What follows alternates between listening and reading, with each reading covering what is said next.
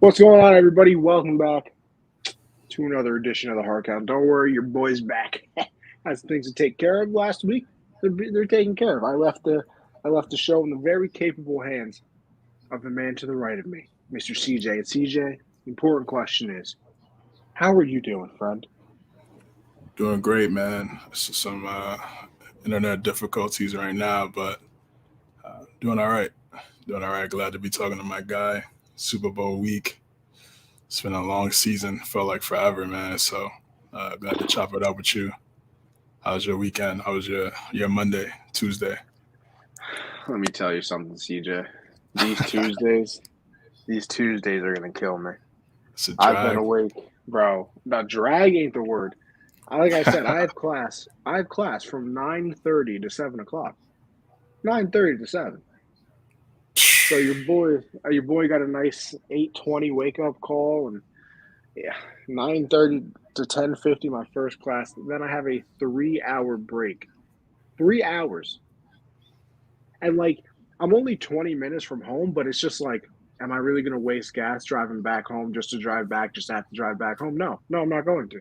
So I sit Right. there, watch about 25 YouTube videos, and pray that Tim the Tap Man goes live, and then we go to my Tap. second class, which is a 2 hour class, and then I finish it all off with a 3 hour class. So I mean, it's Tuesdays are long for me, CJ. But you know what? I get to come on here, so I can't complain too much.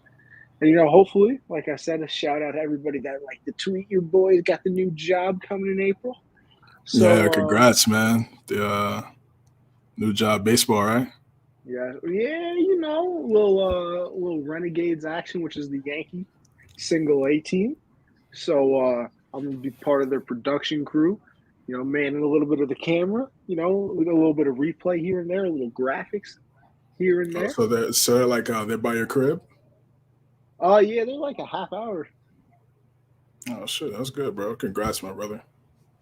It's much appreciated. It's much appreciated to all the people that reached out on Twitter, liked the tweet, and gave me a nice little, slap on the back. Much appreciated all the love. But other than that, CJ, my trials and tribulations of a Tuesday, I can't complain. I'm breathing. I woke up today, so what's there to hate? Um, but Facts. listen, with that being said, I guess we'll get into it. Of course, listen, are we going to talk about the Super Bowl? What kind of question is that? Of course, we're going to talk about the Super Bowl, especially because I wasn't here last week, so all my opinions are fresh, brand new. They've had time to marinate. I'm going to bounce them off CJ's head and see what happens here. But I thought that we would start it off, CJ, a little differently, because now all of the NFL head coaching jobs have been officially filled. There is not. We started with, I believe, 8. Did we get up to 9? 8 or 9 we had. We got. I think every team is filled now. I believe. Yeah. Yeah, but how many teams had to fill? Was it 8 or 9? It was. Now I I think it can't was think not. of it. Yeah, I think it was 9. Yeah, 9 jobs, 9 vacancies. Yep. Well, you know what? We're going to go through all these vacancies. I'm going to go right down the list that ESPN has provided for me. And guess what? It starts it off with the Saints, and they hired Dennis Allen. Now there were some, things here. Was it going to be? I know that the enemy got an interview here, which I also didn't know. His contract technically expired with the Chiefs. So, like, if you're the enemy, low key, hey, listen, Chiefs, I've done a pretty wonderful job for you guys. I'm going to need a significant amount of cash. Or, maybe I'll go to another team that's offering me a little bit of cash to be their offensive coordinator. I'm just saying, Yeah, she Bill, if you should. want to get on the phone, Mr. Kraft, you want to get on the phone? Uh, I mean, it's possible. Yeah, he could definitely leverage a way for him to get a raise, get some more money. He should be one of the highest paid offensive coordinators, just based off his resume over the last 5 years. What he's done with the Chiefs' offense and Mahomes. Uh, a lot of people question: is he calling the plays? Is Reed calling the plays? I think it's a partnership. Obviously, Reed is an offensive-oriented guy, so he probably definitely has final say over what's being called. But you can't discredit what Bieniemy has done in this 5 year span with the Chiefs and the success they've had as a franchise as of late. Yeah, I mean, like I said, if I'm the enemy, I'm playing all the cards now, CJ. This could be because I think money makes everything in the world better. So, I'm always chasing the bag out here. Maybe the enemy's like, I like where I am. I'm going to stay. You never know. But listen, he didn't get the job, and Dennis Allen did. And I remember, hey, earlier in the year, CJ, that you were a fan of Mr. Dennis Allen, especially with the way that he handled Brady those 2 games over there on the defensive side of the ball. So he gets the job. What do you think of it? And I mean, hey, let's stick in the spirit of this ESPN article. Now, I don't have the grades that they actually gave, but Right. they were supposed to grade all head coaching hiring. So why don't you tell me how you like it, and then why don't you give me a final grade at the end? I think it was the right move. Obviously, he's been there for the last 3-4 years. The defense has been great during this time span. It's unfortunate, as Bree's arm started to deteriorate, the defense got better, and that mix wasn't able to be. They weren't able to complement each other at the right time for him to maybe get a couple more Super Bowls. But Sean Payton leaving, taking some time away from coaching for a little bit, 16 years with the Saints, been there for such a long time, really just turned that whole entire franchise around from how we look at it from where it used to be before him and Breeze got there, and changed the complexity of the team. Bringing in Dennis Allen, he's done a great job with the defense. I just saw Cam Jordan do an interview with Rich Eisen, so he looks pretty happy to have him as the guy now. He did a phenomenal job against Tampa Bay. On the Sunday Night Football, holding them to 9 points, and even the last 2 years since Brady's been there, they've done a great job of really making things difficult on Brady, and also other quarterbacks as well. I mean, it's a team that went 9-8 last year with 4 different quarterbacks. So if they could get some type of consistency at the quarterback position, I know this guy, just gotta stay away from the sins and temptations in Vegas, man. With Kamara, man, messing up, making bad decisions. We'll Did you see what the happens dude's with face that he fought? I did not. So Listen, I'm gonna give you a little bit of a hint here. Kamara did a little bit of a number on him, so I don't know what those charges are going to be, but it might be a little something. I saw a lot of bandages on that face of his. yeah, it's gonna be tough. It's gonna be a difficult situation. I think things will get smoothed out by the time training camp and the real football starts to be played and real football is going on. But I think you have a guy like Dennis Allen, he knows the system, he knows those guys already. Listen, with the Flores thing and everything that's going on, it's like, I mean, sometimes just about connections. It's just about relationships. It's not always about skin color.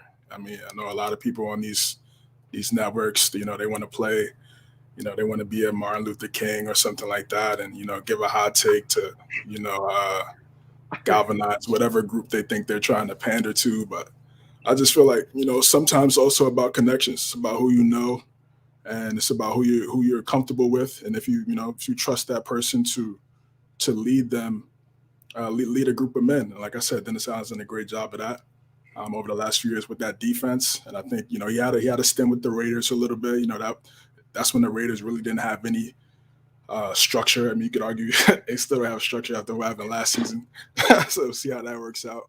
But he's in definitely a better spot now. Definitely more talent around him as a head coach. And if they could get that quarterback position right, and to me, a very winnable division now that Brady's out, I think they could definitely be a favorite to get that division. Just want to read something in the color cast right here. We got Mr. Ian Michael Moss over here. I would give it a B+. New Orleans will become more defensive minded now and be smart offensively and not turn this ball over as much. We'll be a good team and a contender in the NFC South, wide open division with Brady retiring and Tampa Bay. Then Christian had to come in and say Kyle Trask season. Yeah, I agree with a lot of the points that you say. He had been there. He knows the players there. They're comfortable with him. I can't really blame them, for giving. It's not like it's out of left field because, listen, we'll get to an out of left field hiring, in my opinion. But this one isn't out of left field. This is Dennis Allen, like you said, who had been there for a little bit. And as I just said, knew all the players. You don't have to change the defensive scheme now because you don't have somebody else coming in. It's him just taking the play calls over. I mean, and then like you said, and this is coming from a true Buccaneers fan before Brady was here. Oh, okay, Mr. Moss, we got an OG here. No bandwagons over there in Tampa Bay. Well, not anymore. At least everybody hopped off again. But yeah, I like this. I like this hiring. I'm somewhere in the. Here's my thing. I'm probably in the B range. I'm gonna go with a B for the simple fact that I like the hiring and everything, and it's not his fault. But if you look at it, everybody that won the division this year, besides about two people, offensive minded head coach, and I can't get that out of my head. This is 2022. It's literally all about offense. The rules are tailored more to the offense. You can't touch a wide receiver. You can't, if you fall into the quarterback with too much body weight, it's a flag. Like everything is for the offense. So I just think that if I was ever going to hire a new head coach right now, I would almost be forced to go with offense. But they went with Dennis Allen, and like I said, I don't hate the hiring. I actually really like it. It's just that it can't be in that A tier just because everybody else went offense. So I don't know. Let's see. We got James Wilder, Leroy Solomon, old school days, along with Steve Young was a Buccaneer before he was a 49er. That is true. A lot of people don't know that. Back in the day, yeah, he got traded. I will say about the offensive minded head coaches now, it's worked because those guys have had quarterbacks. Those guys have quarterbacks. What's going on, Vic? What's good, brother? Glad to have you on, man. Yeah, so look at Adam Gase. He was supposed to be an offensive-minded guy. Yeah, Ryan Tannehill and Sam Darnold lost the job. Kyle Shanahan's probably the only one that's had a mid quarterback and has been able to have a lot of success. McVay did make the Super Bowl with Goff. Yeah, Goff. I mean, when Goff made the Super Bowl that year, a lot of people thought his trajectory was going to be on the up. They thought he was going to make that next step and be successful. They still made the playoffs. They still were making the playoffs and had success, but not the success of winning a Super Bowl. Sure. I mean, I think for the Saints' perspective, they don't have a quarterback, so I think it'd probably be smart to make sure the defense is intact and not try to change anything from that perspective, since it has been so dominant over the last 3 years. So I think it was the right choice for New Orleans in that situation. Offensive wins. Yeah, offensive wins. You're like I said, yeah. I mean, yeah, it does. It does. But I mean, look at last year, the Bucks, 31-9. I mean, you're right. So it's like, and listen, I know these quarterbacks have been playing phenomenal, right, over the last 3 years, and I know it's a new era now with these young guys. You still got to make plays on that end, and I know obviously Perry knows that, but I'm just saying, like, even look at the AFC Conference Championship game. So we wasn't able to talk about last week since you were out. I mean, that defense held the Chiefs 3 points in the second half. So happy, didn't you? Oh, I mean, it was just a factor, bro. I just think nobody expected that, especially after the first half. Nobody thought they was going to hold the Chiefs to 3 points. I thought you were going to talk about the overtime because this defense got to stop. Well, I mean, yeah, of course, that's that too. But I mean, just before you even get to OT, I mean, what they did and changed their entire game plan and adjusted. You got to give them a lot of credit. And honestly, Aaron Donald had the dagger play, getting the sack on Garoppolo, which led to the game-sealing interception. So, listen, I know obviously quarterbacks are the most important position in the NFL. There's no doubt about it. But you still got to have some guys on that other side that can make some stops, and I think that's why both of these teams are in the bowl this Sunday. I really thought about it for like 2 seconds when you said that the Bucs won the Super Bowl last year.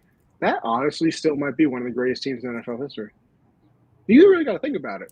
Like, talent-wise, yeah, definitely. Yeah. Bro, Mike Evans, Godwin, Brady, Gronk, Fournette, Jones. You had AB. Jesus Christ. AB, Devin White, JPP, Levante Date. Oh, my God. No wonder they won the Super Bowl. Tristan Wirfs, I mean, he's probably going to go. How did anybody at the beginning of the year think that they weren't going to win the Super Bowl? I don't understand. I mean, they were favorites. They were high favorites, a lot of expectations, and then remember they went 7-5, and then teams like, they're not that good. Then they finish off the season, undefeated all the way to the Super Bowl. So, but yeah, that has definitely they're going to go down as one of the most talented teams, best teams ever for sure. As you just named off maybe like 5, 6 Hall of Famers. What Gronk? Forgot about him. Yeah, Gronk. Um, Yeah, Ravens won the Super Bowl with Trent Dilfer, and then the Ravens won the Super Bowl with Joe Flacco in the blackout game against the 49ers with defense. Here's my thing, though. Here's my thing. Trent Dilfer, that's 2000. Listen, that is basically 50 years ago in today's NFL. right. Like Yeah, that's yeah. almost like From a that schematic 22 standpoint, years in that 22 years in real life is more like dog years. Like that ain't actually 22 years ago. And then the Ravens with Flacco again in that 49ers Super Bowl. Listen, as much as Flacco is very, very mid, Super Bowl or playoff Flacco, right up there with playoff Eli. I'm just saying. If Eli Manning and Joe Flacco played every game like they were in the playoffs, they probably be the greatest quarterback of all time. yeah. I mean, I've never seen anything like it. Eli goes from leading the league in interceptions to all of a sudden, throwing dimes in the playoffs and beating. What did he do? Go beat Rodgers in Green Bay, beat the Pats in that Super Bowl. I mean, I don't understand, bro. How can you be that good in moments it counts, but trash all the other times? Let's see. What did Vic say here? This may be a new era, but there's still 11 teams with no quarterback. You never know. Maybe the Lions are saving up to bring Vic back for a year out of desperation. Yeah, Man. let's bring. I Mikey mean, Vick the out of Lions retirement. had a franchise quarterback, and they still couldn't figure it out. And the 1 year that he leaves, they go to the Super Bowl.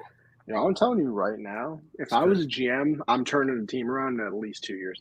Turn it around. Give me 2 years as a GM. I got you. I'm telling you. I believe in you, bro. See? For all the owners See? out there, hit my guy up. See? That's why me and CJ do the show. Nothing Hit but my faith guy in each up, other. man. Nothing but faith. Now, listen, I kind of hinted at a out of nowhere hiring, and this is what I meant. Now, listen. Do I have a problem with Lovie Smith being the coach of the Texans? Not really. And I'll give you one main reason why. Because his beard is fantastic. Have you seen this man, Lovie Smith, with that beard now? I mean, it is just perfect. Perfect. So, but like I said, you want to talk about out of nowhere? It was literally Josh McCown. First of all, where the hell did Josh McCown come from in all of these? This man had more interviews for the NFL head coach than he had ever coached anything in the NFL. He had 2 interviews. He's never even coached 2 days in the NFL. So that was a little out of nowhere. So I was surprised by that. But then it goes from him to all of a sudden Flores is going to get the job. And I was like, okay, with everything going on, maybe it's a nice little thing going to happen here. Flores gets the job. Snap my fingers. Lovie Smith is the head coach of the Texans. I don't know what's going on. And here's another thing, right? Like you were the defensive coordinator on a team that was trash. So like, wouldn't you think that the whole coaching staff was the problem? So like, how did he go from defensive coordinator to head coach? Now, like I said, I don't really have a problem with it now. Brian Flores, on the other hand, did you see what he put out? And, I got into a little tussle here and there with some people. Bro, this man Brian Flores is suing the NFL for everything. Lovie Smith gets the job, and he's like, good for him, but that should have been my job. I'm like, damn, bro, you can't let nobody eat now, huh? Well, Lovie Smith is the head coach, another defensive guy. So for this one, I'm going C+. C+. Yeah, I'll probably say C+ as well. Lovie Smith has success. We got an F over here from Mr. Moss. F. Yo, look at that. He said GM of the Lions. Good luck with that. Let me tell you something. Telling you. 2 years. Give me 2 years. The thing with the Texans is that I understand the Lovie Smith hire. To me, he's probably a good foundational coach because of what they're not a good team. Like you said, they're not a good team right now. But he has had some coaching success.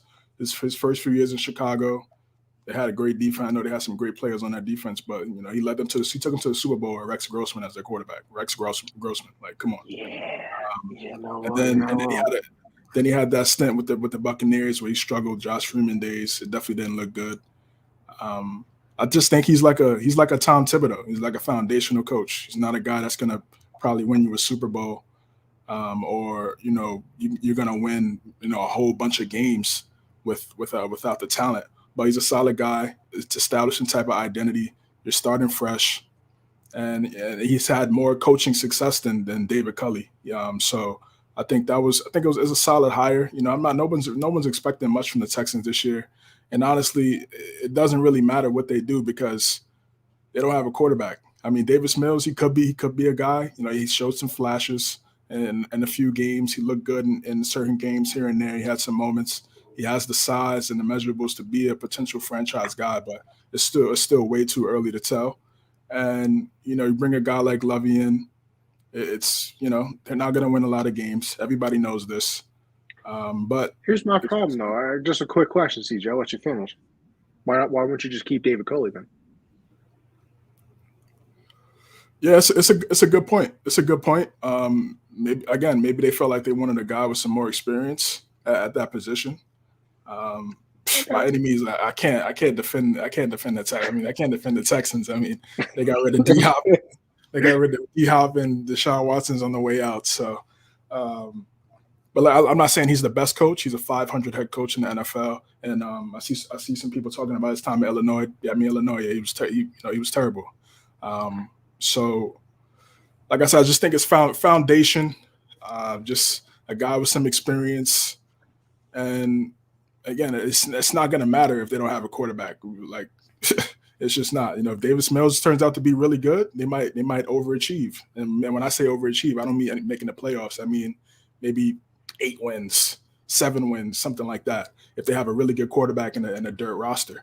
But it's going to be up to Davis Mills. It's going to be up to that Nick Casario and the GM how they build this team going forward. If they're not able to build the team the right way, it's going to be a tough road. Yeah, I'm interested to see what they do. I think the first thing that has to get figured out there, obviously, is what they do with Watson. And like you said, Moss, they got nothing in Houston. No Well, I first mean, round draft picks. you would only hope that they get something for Deshaun sooner or later. I don't know when Yeah, that's going to be. They should I get some can't type believe it of hasn't happened.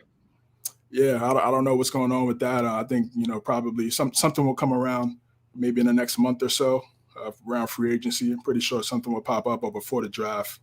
But you would expect that they'd get some type of compensation for Deshaun once they trade him, so that'll be some draft picks for the Texans. But yeah, right now it's looking bad. They're in rebuild. We all know this, and yeah, that's why I give it like a C plus. It's not a splashy move, but it's just a solid move. CJ, I knew it was around this time. I'm gonna put a little pause in the show right here. CJ, do you know what the 10th is? The 10th, February 10th. Yeah, February 10th. is that our first show? Bro, it was our first ever show Yes, together. sir. Yes, I sir. just went back and looked because I was like, damn, I knew it was around the Super Bowl. I just Yeah. looked. February 10th, we put out our first episode, technically episode number 21 of the hard count, because we took over the reins from Alex and Christian. February 10th. Look at that. It says new hosts, Anthony Conover and CJ James. Yeah, man, it's been a great year. Like I talked about when we first started the pod, and yeah, it's a lot of great football talks. Been able to develop a great relationship with you. It's been great. It's been great, man. Talking football over this last year. Just very fortunate, very grateful, man. Look at this. We even got Christian saying, y'all killed it better than me and Alex for sure. appreciate appreciate that, boss. But no, CJ, listen, I'm not going to sit here and lie to anybody, and I'm not trying to make myself sound cool. They kind of asked me if I wanted it. I said, sure, only if CJ does it with me. So Appreciate that, brother. it was definitely for a reason. I've had a grand old time doing it with you, like you said, talking football basically every single week. So this has been fantastic. I just had to look at it because I was going to say we're not obviously not going to be on for the 1 year anniversary, but this is close enough. So look at that. Yes, A year goes by how fast. it's crazy. Yeah, it's crazy. It really flew by, man. It really did. I remember the little draft show that we had. Yeah. We had everybody on, chopping it up. Throughout the free agency, talking about that, and then the season it just flew by, man, for real. I remember for the week one, we was talking about the games, and so yeah, it's been a great ride, and it's grateful. I love talking Pats with you guys. Listen, Vic, we love having you on the show all the time. And for real, also, before I head on to the next coach, listen, we can't really do any of this without people listening to us. I mean, even if nobody did tune in, we'd probably still do it because we're idiots and we like talking about things. But the fact that anybody actually decides at 9 o'clock to turn their phone on or something like that and actually listen to us, greatly appreciated. In all seriousness, as much as I like to screw around, so greatly appreciated, Vic, Christian, everybody that joins in the color cast now, everybody that's ever watched on YouTube, Twitch, whatever the hell you're watching on, just know, greatly appreciated. Okay. Yes, greatly appreciated. Thank you guys, everybody. All right, we'll go on to listen from Patriots to Dolphins. We'll stick in the same division here. We got Mike McDaniel, obviously taking over for a little awkward here. Brian Flores. He was the 49ers offensive coordinator. I don't really know too much about him. I really don't. So I don't. I mean, am I allowed to give the grade a to be determined? Like I don't really. But Boba Fett tonight, lock it in. Christian, I might have to. I got class tomorrow, but I still might stay up until 3. So I'll see what's happening. But yeah, like I don't know what my grade is. Like I kind of want to keep it TBD, to be determined. But listen, it might be on the higher end here because I've said offense is winning games, and I think that he's going to come in, give Tua his shot. And listen, we saw a little something with Tua over there at the last, half of the season. I almost want to say, definitely towards the end at least. Him and Waddle brought the connection back. I got to see what they do at running back because I think Gaskin is. I think he's solid, and I think he should have played a bigger part in this offense. So I want to see what they do with him. You obviously got Gesicki over there as well. You'll probably have to add another wide receiver because it's kind of like Waddle and is Parker still there? And I think they signed a Will Fuller, and I think he played about 15 seconds the entire season, if that. So the grade is to be determined, but I've seen a lot of Miami Dolphins fans happy about this hire. Obviously, the 49ers were kind of limited at the quarterback position, so you can never really see. Here's the problem with coaches too, right? Like you said, Adam Gase, everybody, offensive genius. Yeah, he had Peyton Manning, bro. Like even Josh McDaniels, which we'll get to later. His offense is beautiful, blah, blah. Yeah, it's pretty easy to have a beautiful offense when you got Tom Brady. I'm just throwing that out there. So I want to see what it is with Tua because once again, it is still kind of limited. I don't think Tua's, the guy that anybody's, going hard for. Like I don't think anybody's out here pumping their fist for Tua, but I like this one as well, and I'm kind of excited to see where it goes. I obviously hope it doesn't go very well, 2 games out of the season, but that's a different problem. Yeah, I like the move. I'm gonna say a B minus again. With these coordinators under the Kyle Shanahan tree, they've all come out to have some success. I mean, LaFleur had success, McVay, and now, I should say Mike Shanahan really because they were all in Washington together. Yeah, and everybody's just clowning Washington, the Commanders, the Washington Commanders now. Everybody's clowning them because they had the fact that their nickname everybody keeps calling them the commies. By the way, is just poetic justice. That's crazy. It's crazy. But yeah, and it's crazy how they, like I said, back in 2011, 2012, they had 4 head coaches on the roster, and they decided to go with Jay Gruden over any of those guys. And we've seen how that has turned out over the last decade for the commies. So it's been a crazy ride. He was with Kyle Shanahan on the Browns as well, and during his little stint there. Not sure if he was there in Atlanta. I think he might have been there in Atlanta too. So he's been a right hand man for Kyle for the longest. And I saw something. I think Mike Florio was talking about it. How he was like pretty much the run game coordinator. He would handle everything with the run game, and then Kyle would focus on every other position when it came to the offense. So now it's obviously the position and the role is much larger now. Now you got to focus on all factors of the offense. And I mean, the run game in San Fran was pretty successful. It's really why they had so much success. They said he was the reason why. They decided to go with Debo and have him play more out the backfield, and pause be a wide back, as he would call it. I wouldn't call it that, but that was a little crazy when he said it. But pause. yeah, I had to pause that. But I think it's a solid move. I just think Chris Greer, GM, he's going to have to really build that roster the right way. I mean, they don't have a Debo Samuel on that team. I mean, sure, you can maybe have a package here and there. We could have Waddle come out the backfield and use his speed, but he doesn't have the type of strength and size that Debo has that could take and run between the tackles. So they need to want to get that O-line together. They don't have Trent Williams over there. So they need to really fix that roster before you even get to the scheme factor. So it's going to be a tough road. I mean, Tua, again, Tua. He's not Herbert. He's not Burrow. And again, that's who he's going to be judged by for the rest of his career, because that was his draft class. Yeah, exactly.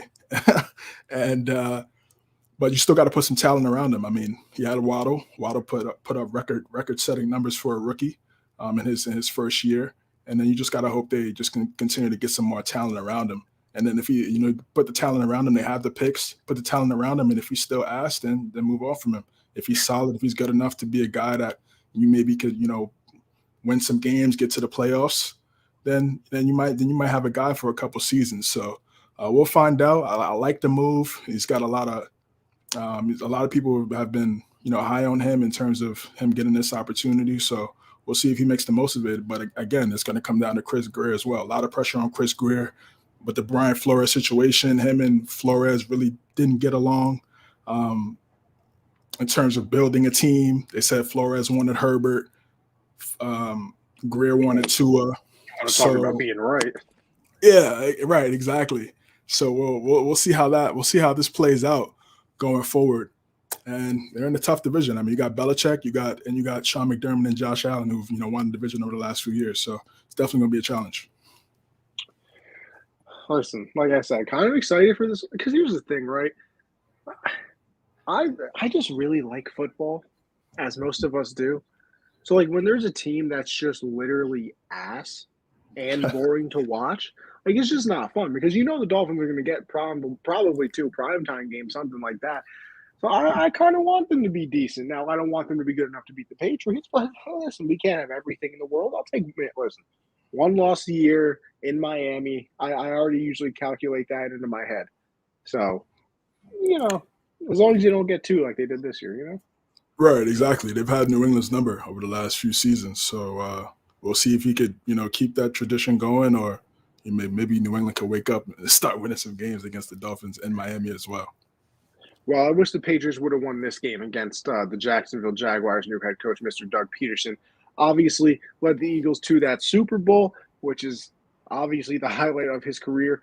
He went 42-31-1 with the Eagles, 3 playoff appearances in 5 seasons. Here's the thing. I feel like a lot of people are kind of clowning it in a way, but he won the Super Bowl. Right, with a backup quarterback. Yeah, like his MVP quarterback gets hurt, what, 2 or 3 weeks before? Yeah, I think it was a couple weeks, yep. I think it was week 15. Yeah. I think it was week 15 against the Rams. Wentz tears his ACL. Has to put in Nick Foles and somehow goes on a run where, they beat the Falcons in that game.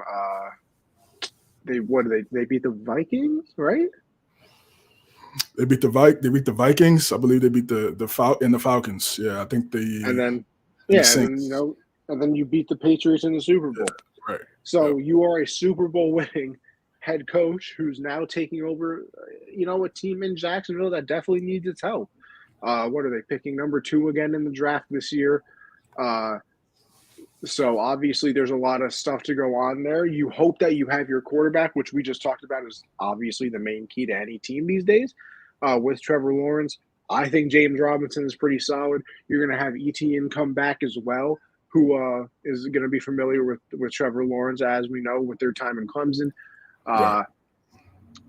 Listen, you have some things there, and you obviously still have a lot of things to build on. The Jags are the first pick in the draft. Interesting. Why did I think they were second? Oh, the Lions are second, right? Oh, Yeah. yeah, because the Jags beat the Colts that last game and still ended up getting the first pick somehow because the Lions won as well. Yeah, all right. Yeah. So listen, you're drafting first back-to-back years for a reason. You're not good. Dog shit, some would say. But with that being said, you got to turn it around eventually. I mean, we saw it at one point that they were actually able to build a team, and they got pretty forward. Blake Bortles. So can it be done? I don't know. I guess we're going to find out. But like I said, it's a Super Bowl winning head coach. So, when one of them becomes available and you can get him, I think he took, did he take a year or two off maybe from coaching? At least in the NFL, I should say. I don't know what he was doing because I don't know if he got hired somewhere else, at a lower position. But I think he was just chilling. Yeah, he took a year I was off. gonna say I thought he was just chilling as well. Yeah, I think he was just Blake chilling, man. Bortles equals Dak. I don't see Christian. I don't see you always go a little too far. I don't know about all that. But yeah, so Sheesh. this hiring isn't the worst thing that I've ever seen. I like it. I'm probably somewhere in that B- area once again. Maybe we're giving out grades too generously here. You never know. But hey, listen, we'll figure it out. I'm gonna get a little B- here. Do I think he's the greatest coach ever? No, but he's a Super Bowl winning head coach. He's an offensive mind, and you just got to hope that, for Trevor Lawrence's sake, at least, that he sticks around. Yeah, I'm gonna give it a B plus, A minus type of just because he has a Super Bowl ring.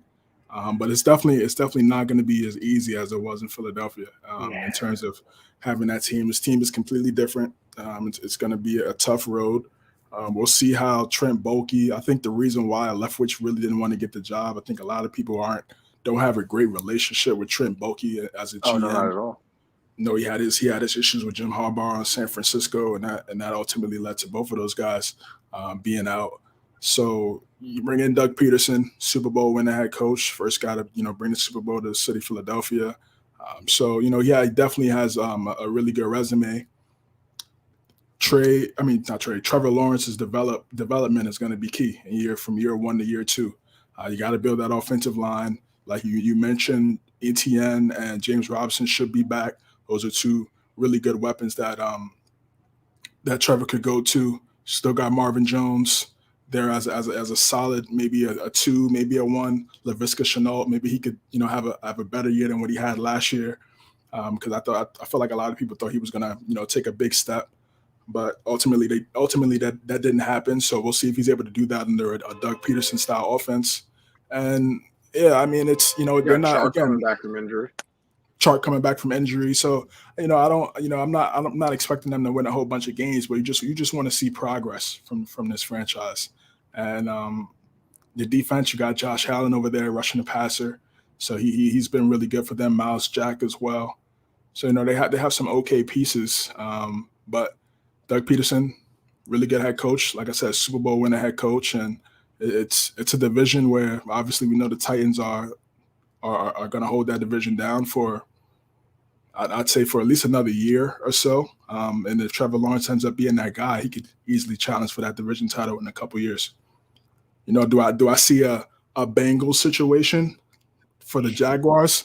Not so much, because I don't see they don't have a guy like Jamar Chase. They don't even have a number 2 like T. Higgins. It's just a completely different situation. But I do think they'll be a lot more competitive than they were this year. I don't think they'll be I don't think they'll have the first pick in the draft 3 years in a row. I don't see that. That is a high compliment. Yeah, I think they'll be a little better than that. Yeah. I mean, we're gonna find. Like I said, with all these tech coaches, we're gonna find out. Obviously, this is just for fun, almost, because nobody really knows what's gonna happen until the season starts. Right. This might be my first day, Mr. Josh McDaniels heading over to the Raiders, and it's not because. Yeah. Honestly, it's not that much because it's McDaniels. It's the fact that McDaniels is going to be paired with Carr, and I like that.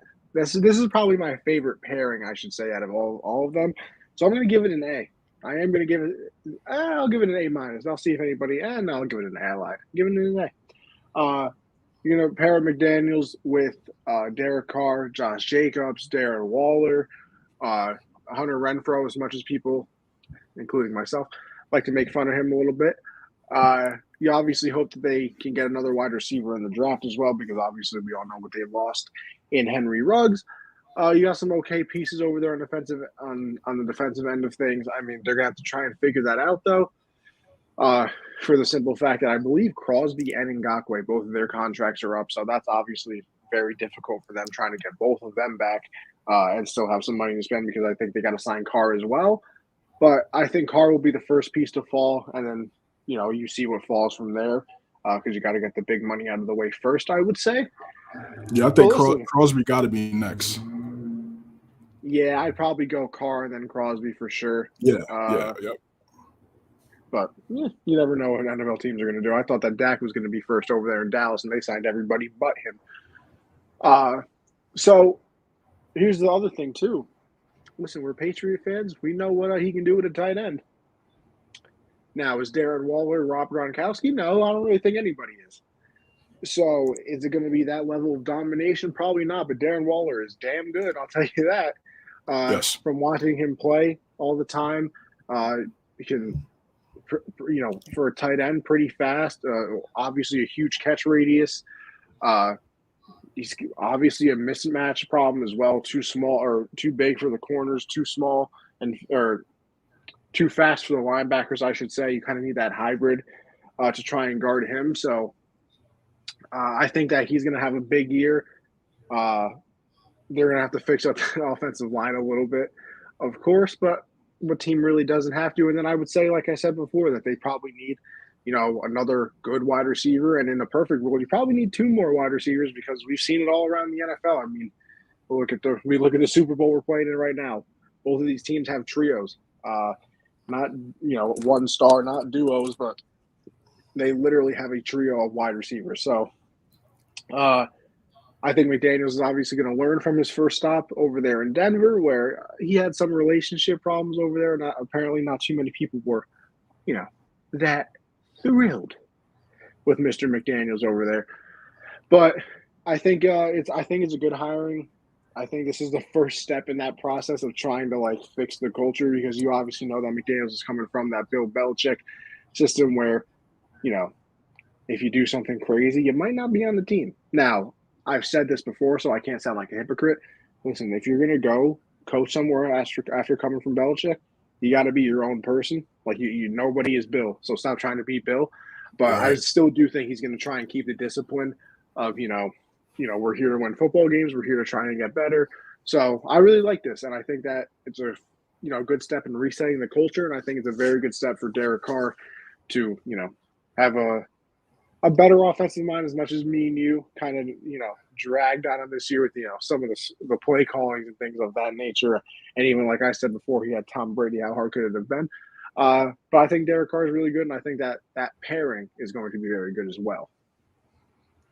Yeah, I'm going to give this a B because he doesn't have the resume like a Doug Peterson. So for me to put him above Peterson, just wouldn't be right. Yeah, he's been a very successful. Monique, what's going on, man? Welcome to the show.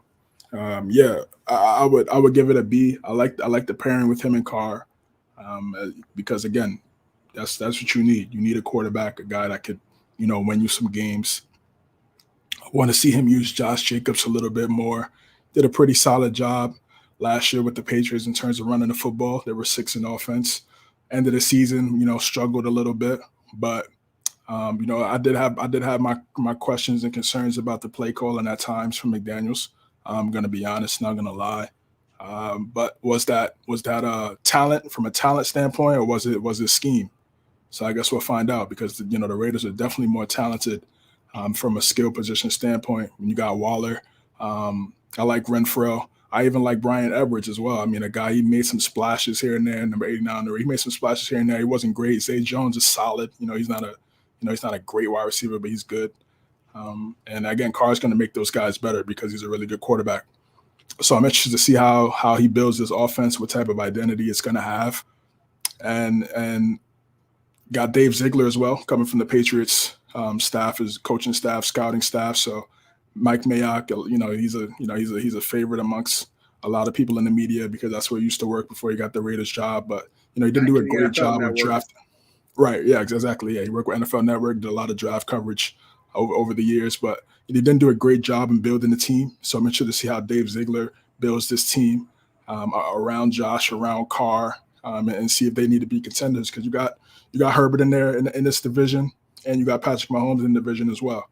So you're gonna need a really good roster to compete with those two teams. They need a really good defense to compete with those two teams. So I'm interested to see who he brings in as a defensive coordinator. I'm hearing Gerard Mayo, hearing some other guys as well that could be potential candidates as a DC.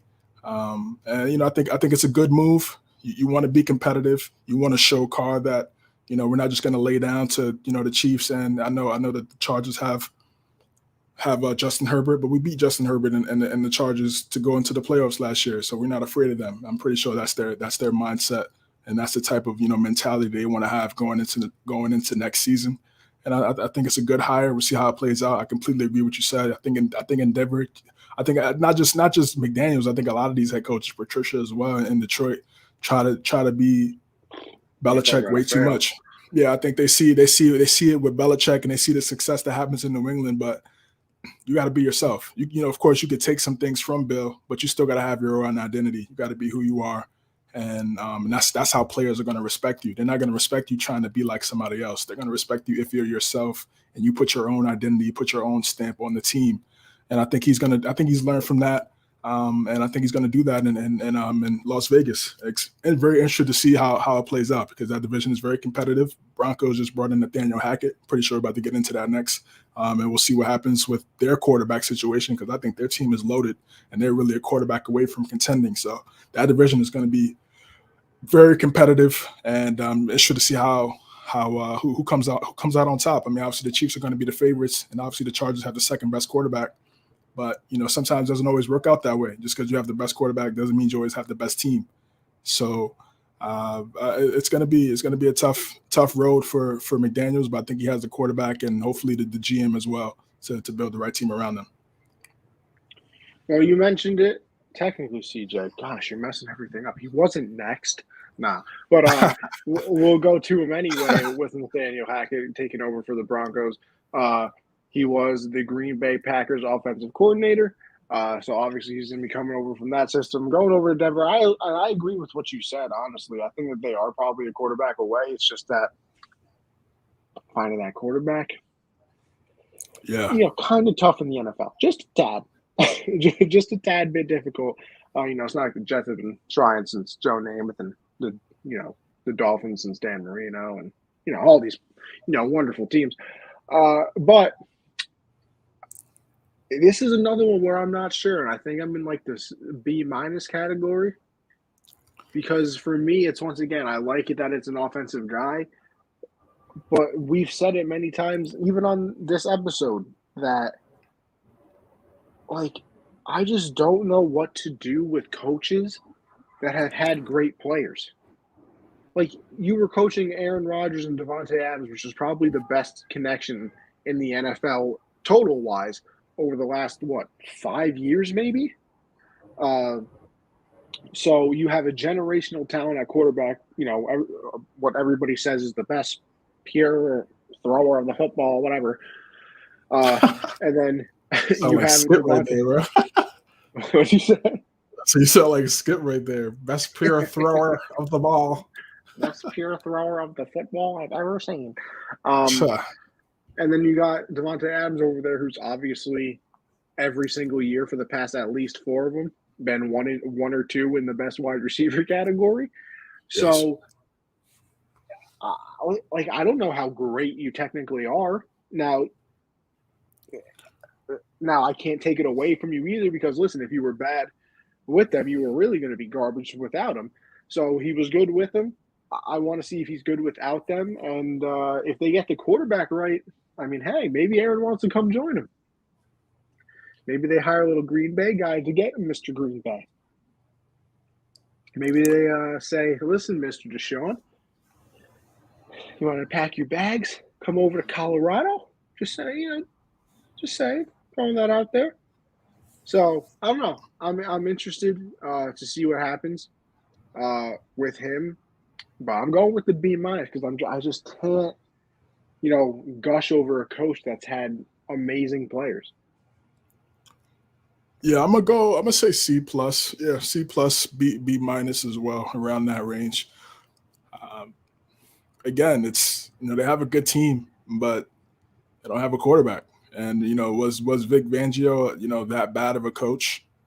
There probably was some situations, some situational football plays here and there where he could change some things around. But again, ultimately, they just didn't have the quarterback. Teddy Bridgewater, Drew Lock, those aren't guys going to take you over the hump. Just not even close. And you have the third worst. You have the worst quarterback in your division, hands down. By a So mile. yeah, exactly by miles. So you're gonna have to be able to bridge that gap, and I just don't see that happening in the draft. It just people are saying this is going to be a weak quarterback draft. There really isn't anybody that's making names. So we'll see once the combine comes around and these pro days. They love to glorify these guys, and their stock probably Throwing in raises t-shirts. as yeah, throwing in t-shirts and sweats.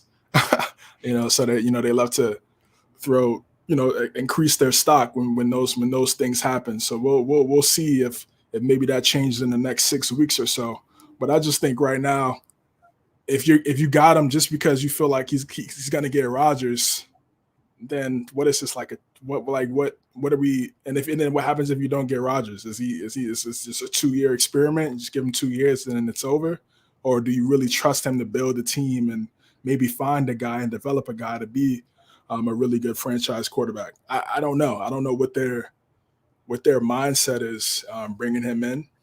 But yeah, he's had success and at Green Bay, and yeah, I mean honestly, yeah, I mean, the point you made is true, but we see it all the time. I mean, of course, these teams that are trashed, they're gonna get coordinators from good teams because they feel like they want to be a good team too. So if they can't get the head coach, they're gonna get the second best thing.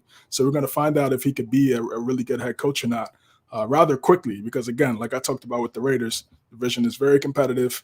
And it's just, I mean, and the thing is, they got these guys, like they got Judy, they got Fant, they got these guys on rookie deals. So if they're able to find a true quarterback and get him in his rookie deal, Patrick Surtain had a really good year as a rookie as a defensive back. Also have Justin Simmons as well in that secondary. It would definitely change things for Denver, but they haven't found a quarterback since Peyton Manning, and then before that they hadn't had a guy since Jay Cutler.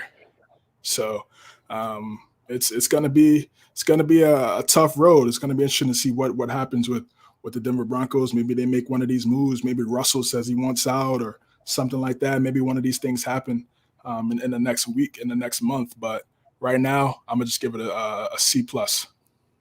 Bro, is it weird that I literally have absolutely, and I mean zero, recollection of Jay Cutler in Denver? Yeah, it was. I mean, it was a while ago. It was short. It wasn't. It was a short stint. I mean, him and Brandon Marshall, but did some really good things. Um, Christian in the chat. Malik Willis has potential. He has potential. He has potential. I saw him a little bit at the Senior Bowl out of Liberty. I said he just has to go to the right team that's willing to develop him. But I think he definitely has some potential for sure. We'll see what happens. I mean, people kind of saying he's really inconsistent. But he also played at a school with not a lot of talent. So how much is that a factor? We'll find out about his work ethic later on in his career. But I think, Cutler was solid for them. He just wasn't a leader. He was talented, but he just wasn't a leader. And that's the thing that always gets me with the media. Like they love. I mean, I'm trying to find the right word, but I know what I want to say, but I'm not going to say it. But they love. You can say it. They love to show love. I'll say I got with these guys that are really talented, but there's so many other factors into being a quarterback, man. You got to be a leader. You gotta have guys got to follow you. You look at all these players now talking about Brady after Brady's retiring. They're not talking about him throwing the ball. They talk about all the intangibles. His intangibles super exceed everything he's done on the field in terms of leadership, carrying a team, making guys that may not be that good, give them the confidence to go out there and play at a high level because they know they got that guy in the foxhole with them. It's rare to find those type of guys in the league. And if you have it at quarterback, you got a special team. And that's why obviously he's had so much success. So, we've kind of seen, we never heard anybody say anything bad about Brady. We kind of seen some players come out and say some things about Rodgers, Jermichael Finley, Greg Jennings over the past few years. So even though you got the talent, doesn't mean you always have the intangibles. So we'll see what happens with Denver, and then Aaron Rodgers too. I think he stays, but I don't know. I was going to say Aaron Rodgers could never, but then you brought up Aaron Rodgers. See, on the same wavelength right there. It's just unbelievable. Next up, we have Mr. Brian, and listen, I even know how to say his name because I was listening to the Michael K show. He said, "Listen, just say table, except put DA there instead of TA." So it's Brian Dable. Brian Dable right there, not table, Dable, not dabble, nothing, Dable. See, that's why you got to listen to people.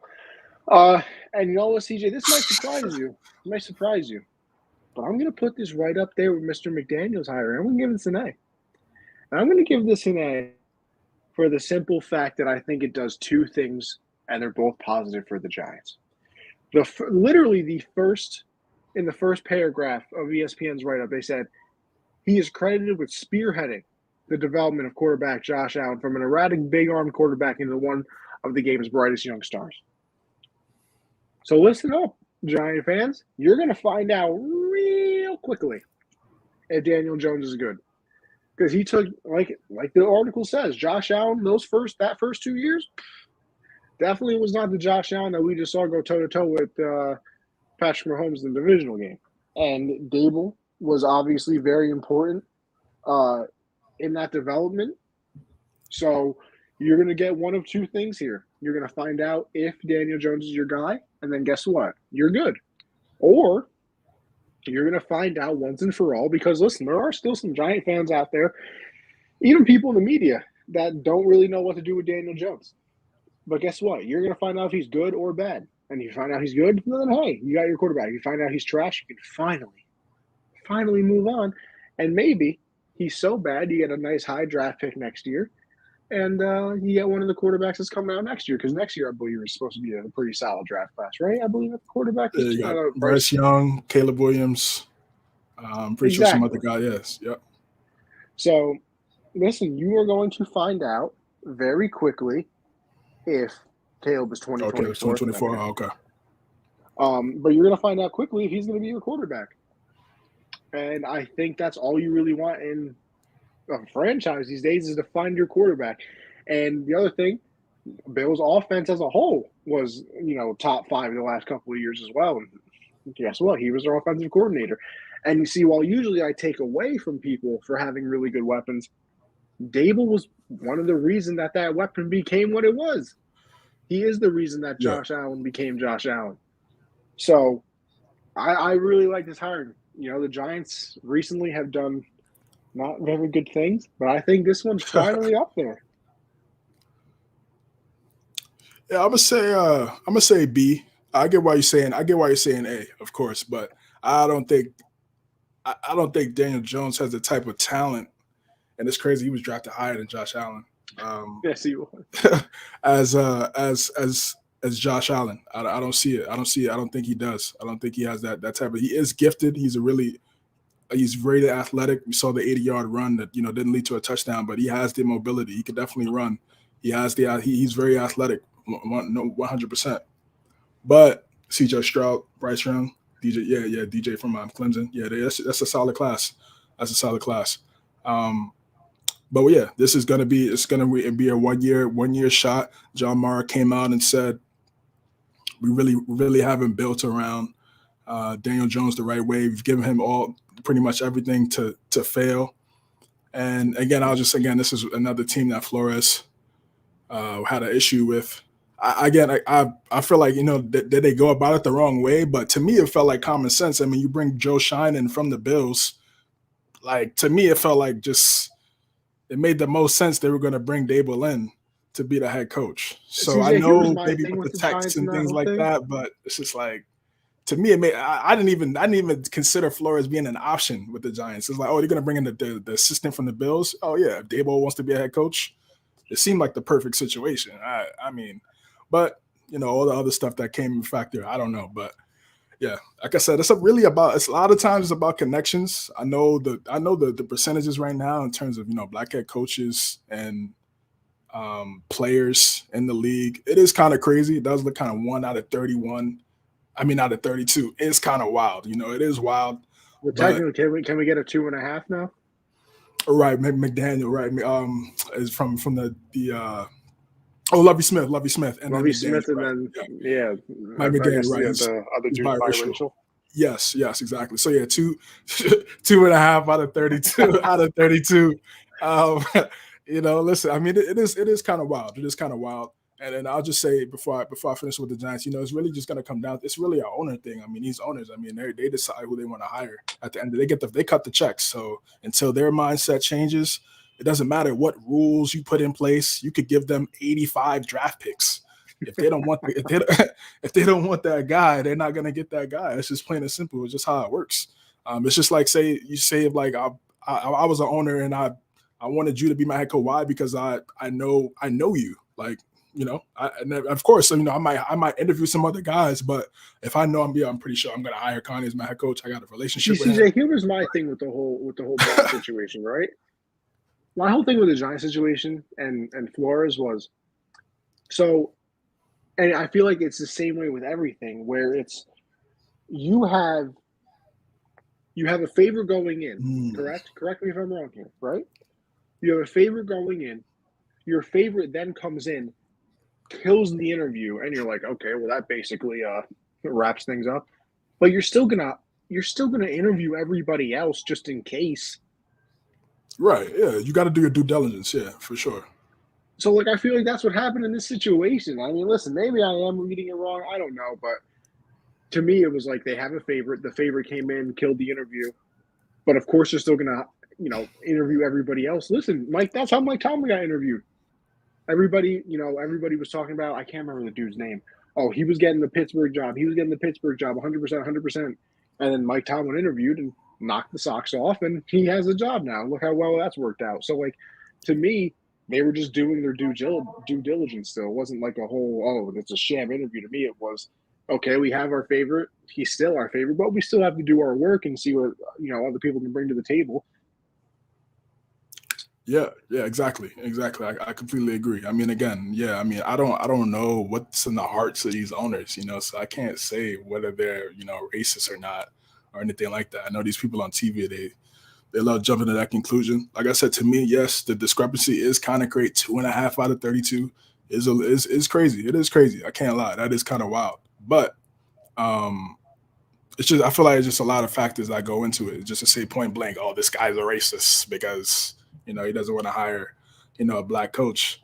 It's tough. It's tough. I mean, and again, to me, the Rooney Rule really hurts it, in my opinion, because it's like you can have your guy. It's like you can have your guy. Well, oh yeah, let's interview this black guy so we won't look like racists and because of the Rooney Rule. I mean, that's really what it is. I mean, unless like, okay, if he happens to be black and that's a guy you want to go with, okay, cool. But other than that, you're like, oh yeah, well, they just let's just get this interview out the way so we won't look crazy to the public. And here's the other thing too. To me, that hurts it. That having that rule, it hurts it. To me, it doesn't help. It really doesn't. That's what I was gonna say too, because like even if it is a sham interview, like right. Technically you have to interview 2 minority head coaches. Yeah, so, yeah, right. So like you literally have to. Like, what are you supposed to do? So what if the first guy I interviewed was the one I wanted to give the job to the entire time, but like I still literally have to interview 2 other people? I don't know. Yeah. Like I said, it's a touchy subject, 100%. But yeah, just back to the Dabo situation. Yeah, man, this is it for Jones right here. I mean, this is a big opportunity for him. Dabo definitely did a great job of developing Josh Allen. Got to give Jordan Palmer a lot of credit too. During the offseason, he worked out with Josh and really helped him improve his game as a quarterback, footwork, mechanics, things of that nature. And again, that team is completely different. Defense is not the same as it is on the Giants. Offensive line is not the same. Are you planning on doing design runs like they did with Josh Allen with the Daniel Jones, where he's already had injuries throughout his career? This is what I'm saying. So it's like it's it's a completely different situation for the Giants. And again, like I said, I'm half rooting for them. Of course, they're in New York. I'm not a fool. I'm not really. I don't really care, but it really would. It looks nice, to see the New York team do have some success. And what's going to happen with Saquon? Are they going to give him the bag? I believe they have 2 picks in the first round, right? Or is that yeah? And it's like 6 and 8 or something. Right. So yeah, they have 2 top 10 picks. So those picks have to be home runs, and I feel like both of those picks have to be O-line. To me, I think they'll end up going 1 D-line, 1 O-line. But if both were O-line, I also would not be mad. Yeah, it has to be trenches either way. I mean, if it's not in the trenches, then they're doing something wrong. So they're gonna have to figure that situation out. It's a lot of holes they got to fill. Their number 1 wide receiver is not healthy. It's not the healthiest guy. They knew this going in with Kenny Golladay. Maybe Kadarius Toney, KT, he makes a big step. Showed some flashes last year. I think he'd be a really good wide receiver. And he could be a solid wide receiver in this day ball offense. So I like the move, but I just feel like the Giants have so many holes. It's tough for me to put them any higher than a B at this point. Fair enough. We go on to the second to wait. The Viking job got filled, right? I thought Mike McConnell. I thought he got it. I don't know if it's official or not, but I think a lot of people are saying. Yeah, because this one still says open head coaching jobs, and it has the Vikings here. But I thought they got filled as well. But anyway, we'll go to the Bears first. Mr. Matt, beautiful one name, Eberflus, has been hired. He was the Colts defensive coordinator. Listen, this is another one. I don't know too much about him. The Colts defense was pretty solid. I know that Darius Leonard, very good. They obviously got DeForest Buckner. He's an animal. What was it? Kenny Moore, I believe, over there in the secondary. He made a Pro Bowl this year as well. So they had some pieces over on the defensive side, so it's not like he was working with absolutely nothing. And I don't know, I'm probably in the C+ area with this one because, like I said, it's a defensive guy. And it's a defensive guy who was coming over with, some pretty solid pieces over there on the defensive end.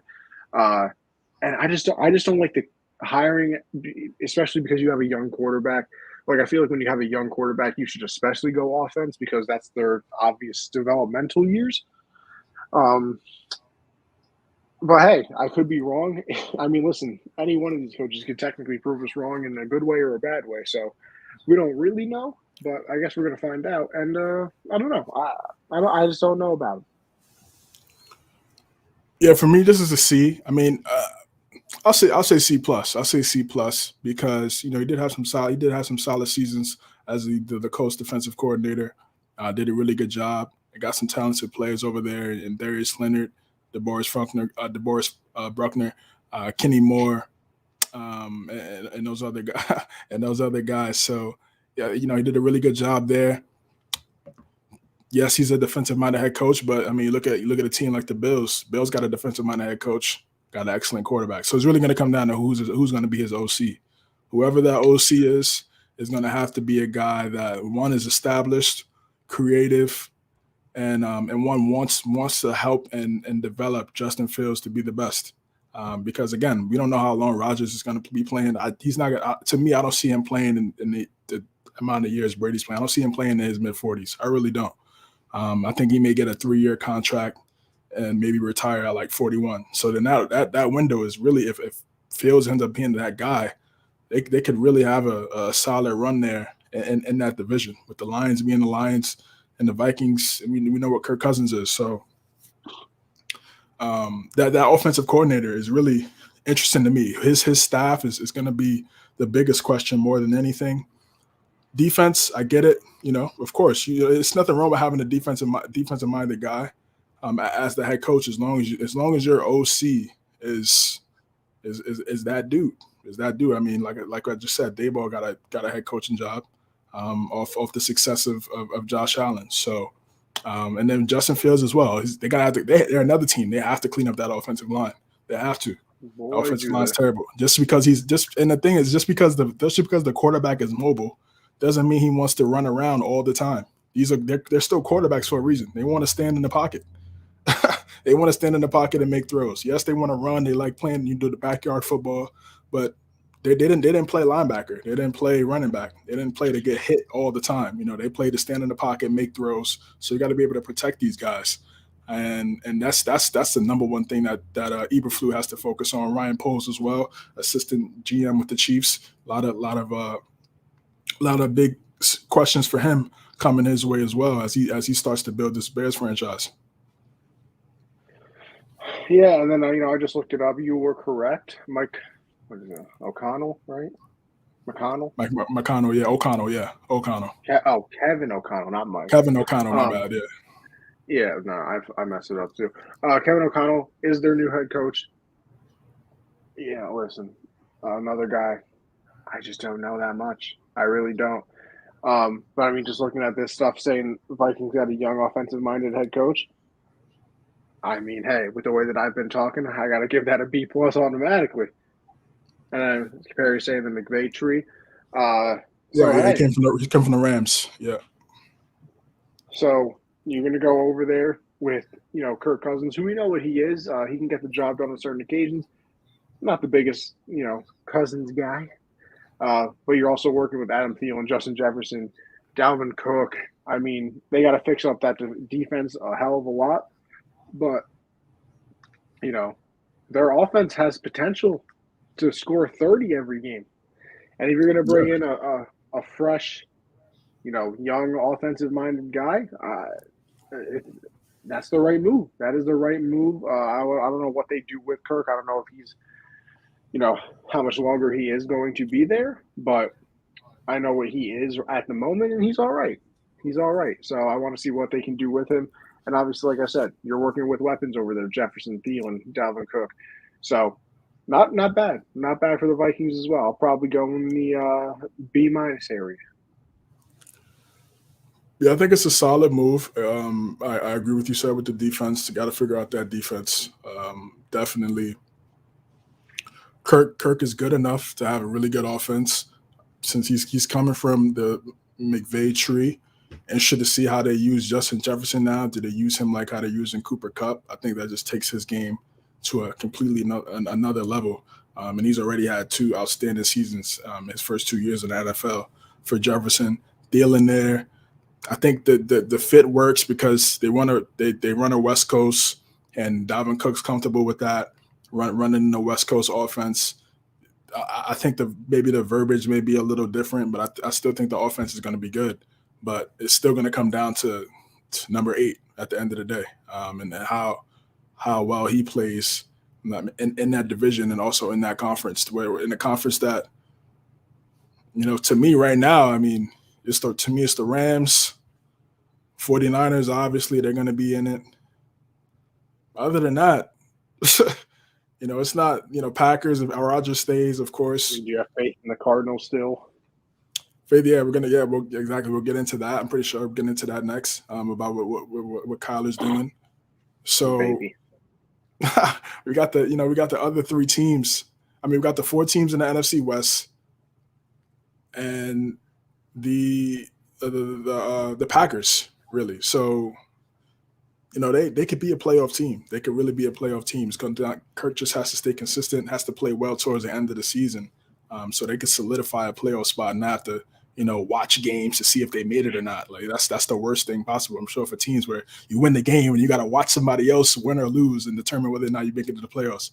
Just get it done. Just get it done when it matters, when you're actually playing. You don't have to worry about that scenario. So I like the move. Is it a groundbreaking move? I don't know, because to me the offense was already good. They just need to change some things up in terms of situational football, and I think Zimmer really failed at that over the last few years in Minnesota. Yeah, I feel like his voice got tired there. I feel like you see that in a lot of situations where, one of these older coaches. I mean, listen, to me, it's already happened, but I just don't think they have the balls to move off them. Pete Carroll, I think the message there has been old for years. I mean, you had Earl Thomas come out and talk about that. I mean, how many years ago was that? So the message gets old after a while, hearing the same thing over and over again. But we'll see what happens over there as well. But you mentioned it. A little Kyler Murray drama going on right now. This man, doing the very Gen Z thing of him. scrubbing the social media of all thing Cardinals. Erased all pictures involving the Cardinals and unfollowed them on Instagram. You know, big bold moves out here, and everybody, now of course speculating. What's going on with him? I'll give you a hint. He's not going anywhere. I have zero faith that he is literally going anywhere. This is probably because he wants a contract extension. Cardinals probably don't want to give him one yet because he's been hurt a couple times, and they still want to keep him on a rookie deal. I can guarantee you that's exactly what's going on right now. It'll get resolved. He'll unarchive all of the pictures. They'll survive. Yeah, this was petty, man. I just didn't understand. Even if it's about the contract, it's like the team literally got rid of their top 10 draft pick. They got rid of a head coach prior. They let them go, and then completely brought in a head coach that you're comfortable with, and Cliff Kingsbury, and pretty much built the team around you. I mean, if that's not showing them, if that's not showing you that they're with you for the long haul, then I don't know. To follow them, to unfollow them on social media and things like that, I don't know. That's weird to me. It came off petty. You said that's weird to me. No, it is weird. I mean, you're just like, all right, cool. I'm gonna just go to their page and unfollow them. Like, okay. Like, how bored are you, bro? Yeah, that's what I'm saying. I'm like, all right. Like, I mean, you're still gonna show up to the facility like tomorrow, or or sometime. And it was the day after the Pro Bowl too. Yeah, I didn't understand it. I thought maybe he got hacked. He hasn't come out and said anything. So I guess he obviously that was something that he did. And then now people bringing up the baseball thing. Well, he transitioned to baseball, go play with the A's. And so, and the thing is, like, when you're in your feelings, you're not thinking about that. You know what I'm saying? You're not thinking about what. Of course, these media outlets, they're gonna eat that shit up, bro. Like, they're gonna just like they feed off it. And plus, it's a slow week. You're only talking about two teams, so now you're the talk of the day or the week now, because you unfollowed the team on Instagram. Like, wow. You really showed them. Took all your pictures. That's what you do, like when you break up with your girl. Like, I was about to say, bro. You get rid of all your prom date dumps you or something. You just don't switch with her. Right, exactly. And you get rid of all the pictures, and you're like, nah, I'm not trying to talk to shorty no more. It's over. Listen, I'm not even friends with half the people in my graduation pictures. I still left them up. It's just wild, bro. But I don't know, man. If it's about the contract, then that's a weird way to show why you're not. I don't know. Maybe I'm just built different, bro. I definitely built different. I wouldn't do something like that. You're gonna get your money, whether it's now or it's later. They're gonna give you your bread. I mean, you're definitely the franchise guy. So it was just a weird dynamic from on his part, in my opinion. Perry, don't be laughing. CJ is built different. He ain't no bitch. Yeah, that was just wild to me, man. Like, I don't know. Yeah, no, I'm not into the deleting picture things. First of all, I don't really post anywhere, so I don't really have pictures to delete. But I get it if it's like they're trying to trade you. You know what I mean? Yeah, or it's like they're trying to cut you. Yeah, because here's the thing, right? But isn't that a bold strategy to show how you're valuable to the team by cutting off all links to the team? Like, isn't that kind of bold? Isn't that counterproductive? Yeah, and the thing is, he's not a guy that's really outspoken. He's not. He's really close to the vest, so he's not going to come out and really defend himself. I doubt he's going to come out and defend himself at this point. I mean, it's already been a day. He hasn't said anything, so I don't know, man. I don't know, man. Hopefully, whatever situation is going down between him and the Cardinals gets figured out, because he is a talented player. Yeah, okay, he had a bad game in a wild card game against a team that's in the Super Bowl. Okay, okay. I mean, I granted, like, he's getting people are ripping him right now. The media is really ripping him right now because of the bad game that he had. But okay, it's one bad game. Okay, he struggled his first playoff game in his career. Right, we've seen that plenty of times. The quarterbacks have bad playoff games to start, then come back and go on a nice little run. So, it's just a weird dynamic. Hopefully that gets figured out. Weirdo. Listen, just another thing to mention in passing, because listen, me and CJ have given out our awards 3 times already, people. So if you haven't found one of those episodes, go listen. Well, I should mention the NFL awards are this Thursday. So just watch Yeah, out for that. I like how I did that in the middle of the week now, as opposed to like this Saturday. Yeah.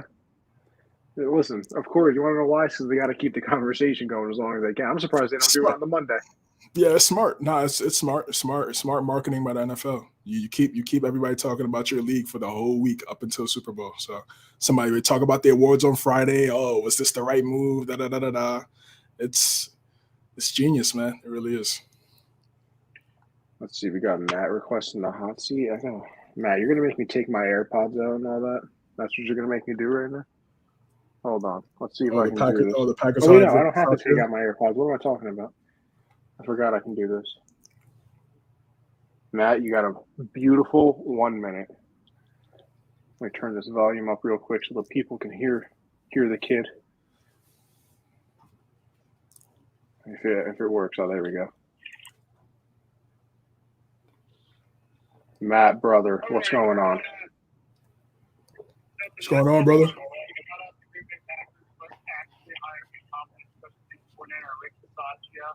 Great move made, but about 15 weeks too late. But hey, you know what? Better late than never. So, Rick Satya, I better not see any block punts in playoff games.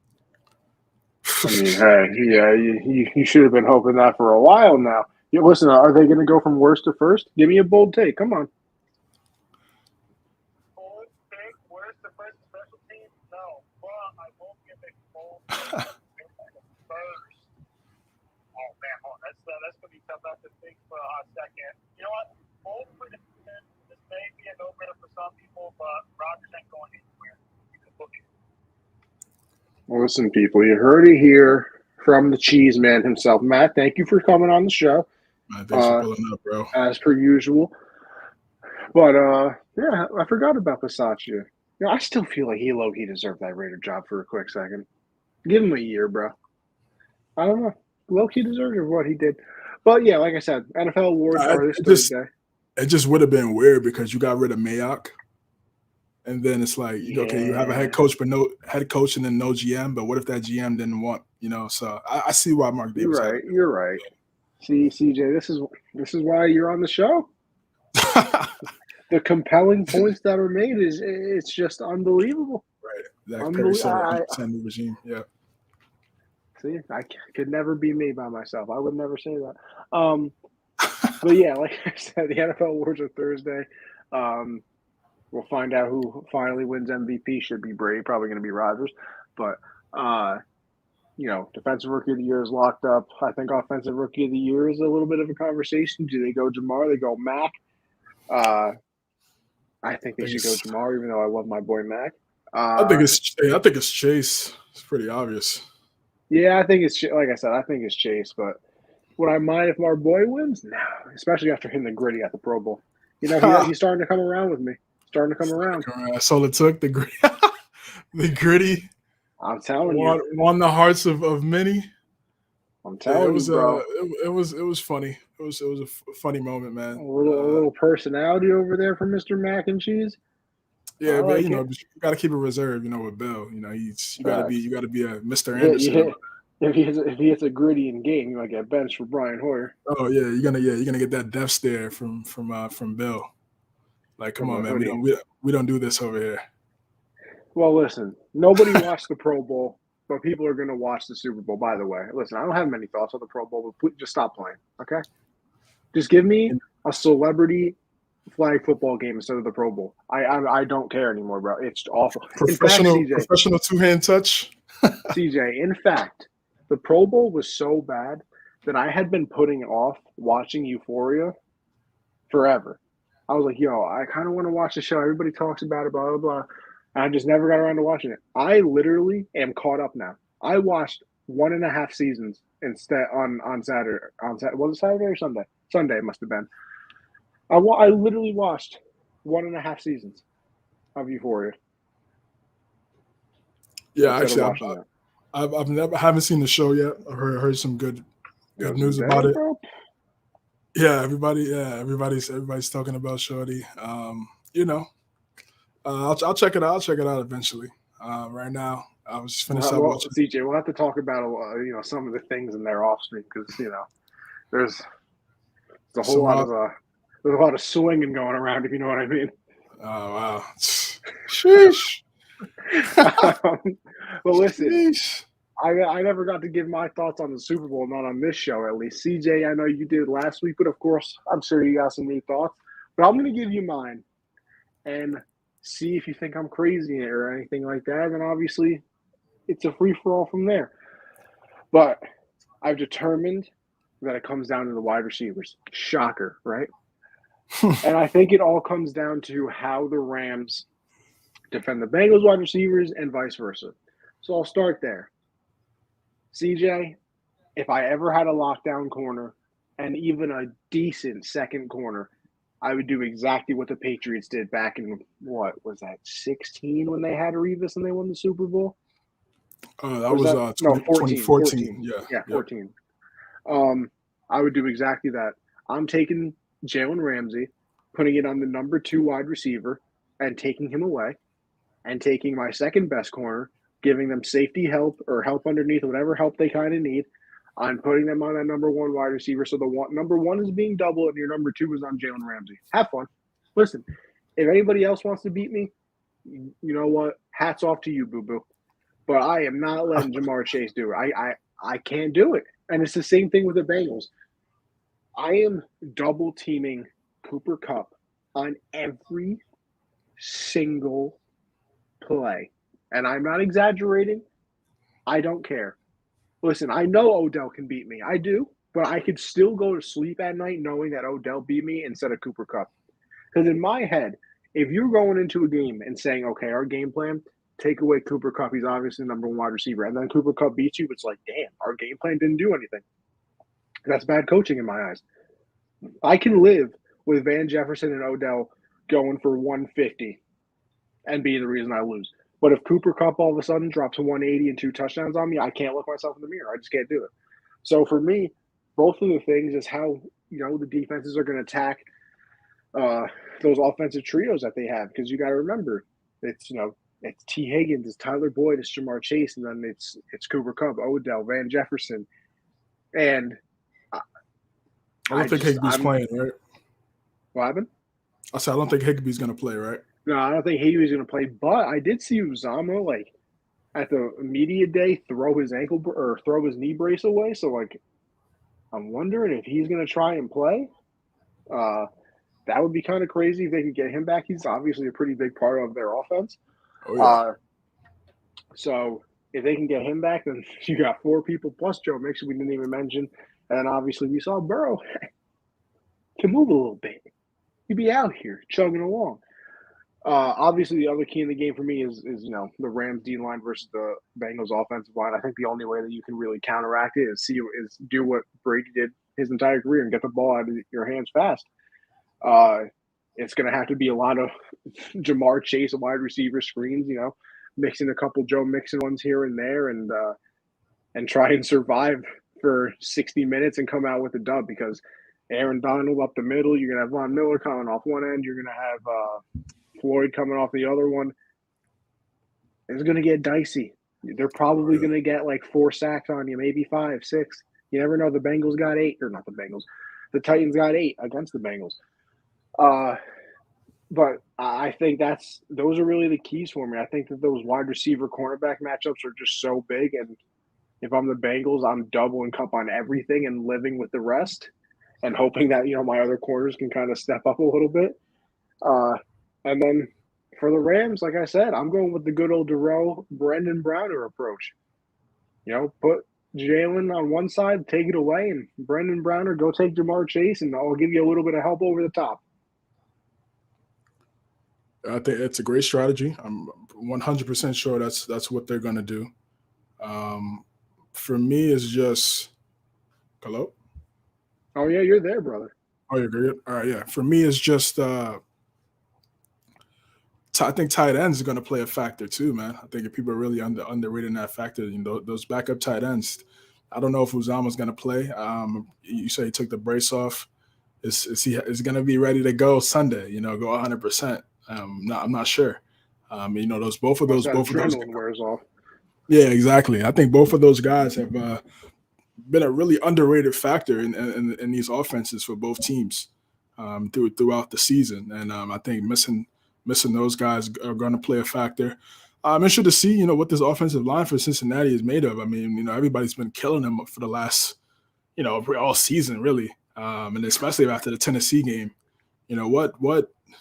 What's their mindset? I mean, I'm pretty sure those guys have already had a few, O-line only meetings, talking about, how the type of, if they, they can leave a mark, man. They could really shut some people up. They come out there and have a stellar job on the O-line in the Super Bowl. It's only one game. You only need to play well one game. You can play like dirt all season, but if you step up in one game, and everybody's gonna forget about it, especially in this game. This is the game. So I'm interested to see. I saw Sean Spain, when they beat the Chiefs, he tweeted out, he was like, yeah, he was hyped. He was saying, yeah, everybody wants to count us out. And the Chiefs have a pretty good defensive line. Chris Jones, Frank Clark, they got some guys up there. Obviously not to the level as the Rams, but they got some dudes. So, Burrow did have to make some plays with his feet, and I feel like he's going to have to do that again and extend some plays. We saw Matt Ryan as well roll out the pocket, and Matthew Stafford roll out the pocket and run and make some plays with his feet as well. He's also very, very underrated. He's mobile too. He can move around. He can run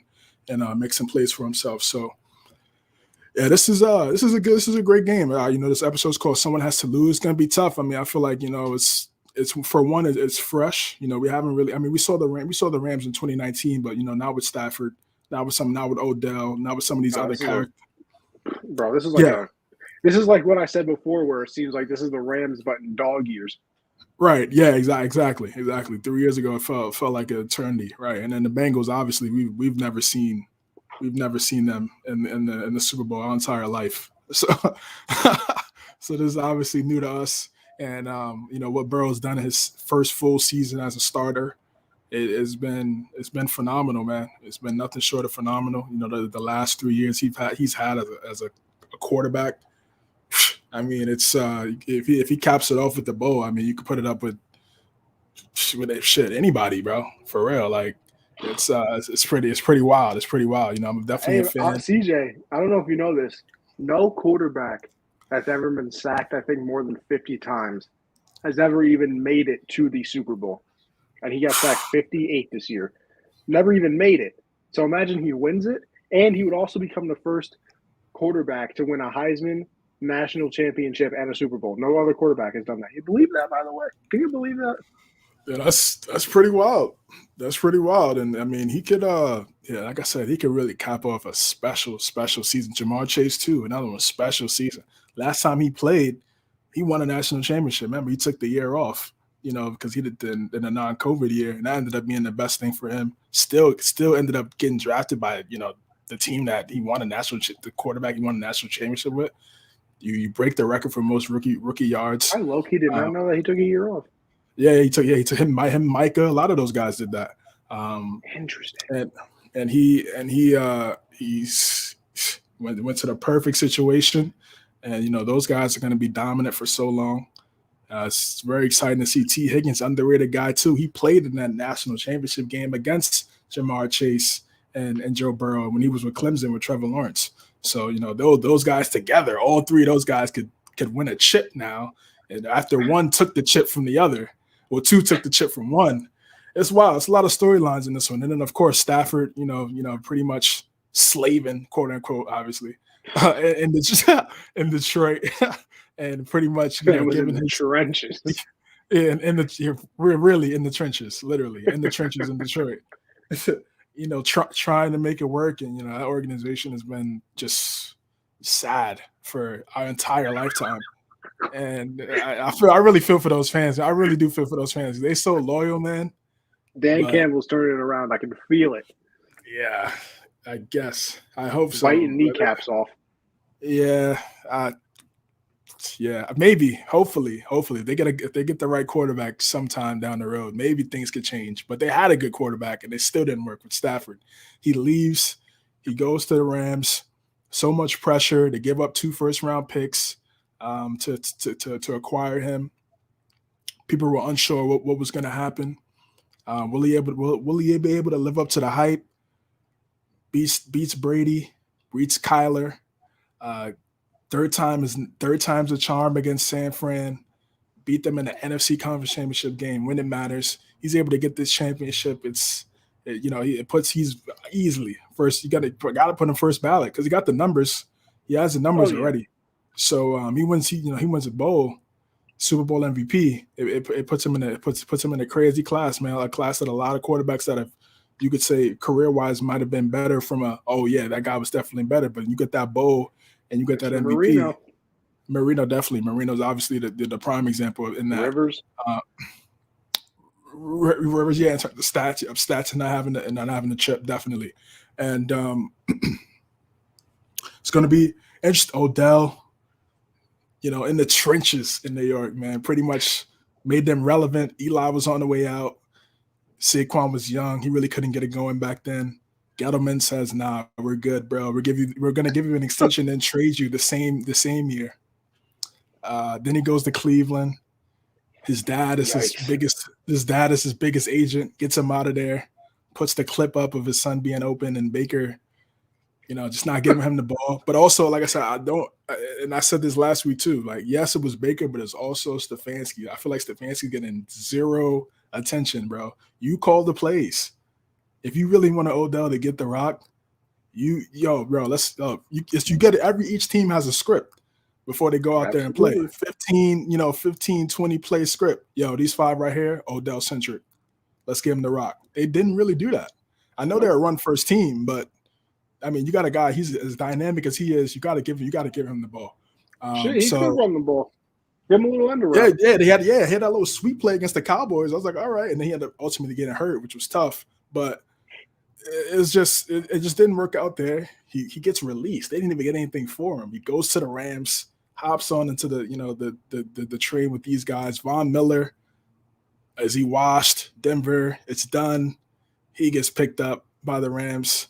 Aaron Donald as well, 0-1 in the Super Bowl. Brady took him out. Now he's trying to get one. There's so many narratives and storylines in this one, man. It's going to be tough. Somebody's going to be going home sad. And it's unfortunate, man. I mean, for me, I'm going for the underdog. I'm going with the Bengals.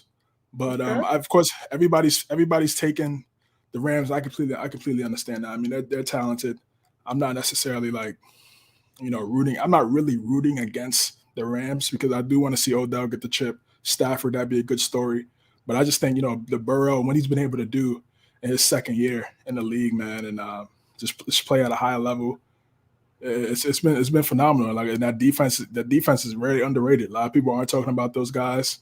It's like the only player people know on there is Eli Apple because he talks trash on Twitter. But they got some guys on that defense that have been making some big plays all year. Mike Hilton, Jesse Bates. So it's going to be a great game. Sean McVay, Zach Taylor. Zach Taylor the youngest head coaching matchup in Super Bowl history as well. Yeah, exactly. Yep, 100%. Zach Taylor coming from the McVay coaching tree.